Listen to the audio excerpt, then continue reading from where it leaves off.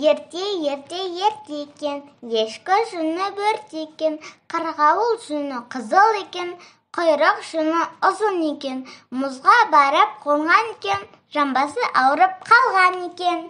Сол уақытта жасаған ем мұздан сұрапты: Мұз, сен неден күшті болдың?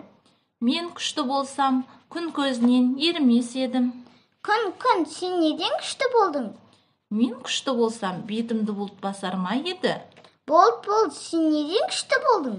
Мен күшті болсам, жауа, жусан басын көгертпес пе едім? Жусан, сен неден күшті болдың? Мен күшті болсам, қошақан жермеді? Қошақан, сен неден күшті болдың? Мен күшті болсам, құйрығымды қасқыр тартар ма еді? Қасқыр, сен неден күшті болдың? Күшті болсам, мерген атып алар ма еді? Мерген, сен неден күшті болдың? Мен күшті болсам, мылтығымның бауын тышқан қияр ма еді? Тышқан, сен неден күшті болдың?